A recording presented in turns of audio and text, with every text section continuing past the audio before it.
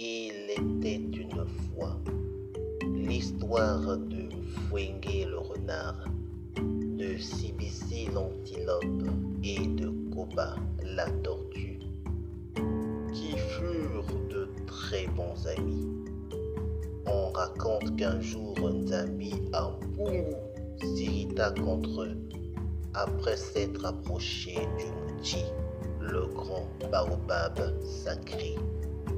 C'est pourquoi, par leur faute, Nzambi Ampungu frappa de famine et de sécheresse tout le village du Mbongi.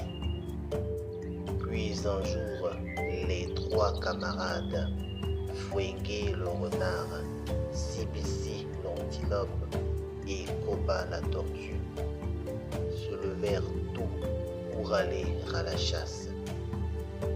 Pendant que ces derniers marchaient ensemble, Fouengue le renard s'écria: Aïe, aïe, j'ai mal à la tête, j'ai mal à la tête. Sibissi l'antilope et Koba la tortue lui répondirent: Tiens bon, nous allons te conduire. Nous allons te conduire chez Munganga, le docteur. Mais Fouengue le renard refusa. Ne vous inquiétez pas, allez donc sans moi.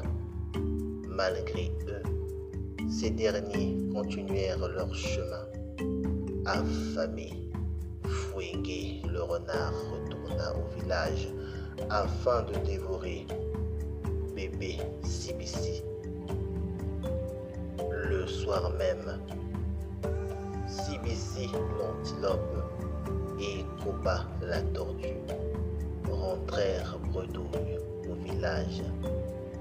Arrivés près de la case, ils entendirent Fouengue le renard en sanglots.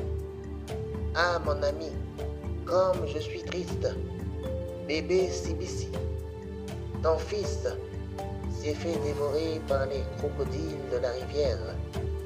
Choqué, Sibissi l'antilope se mit à pleurer de toutes ses larmes.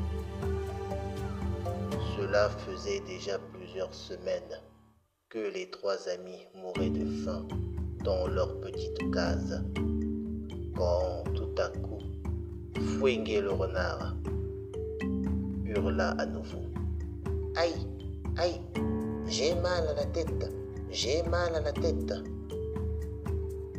Sibissi l'antilope et Koba la tortue se précipitèrent vers lui. Puis il lui dit: Tiens bon, nous allons te conduire. Nous allons te conduire chez Munganga, le docteur. Mais Fouengue le renard refusa à nouveau. Ne vous inquiétez pas, allez donc sans moi.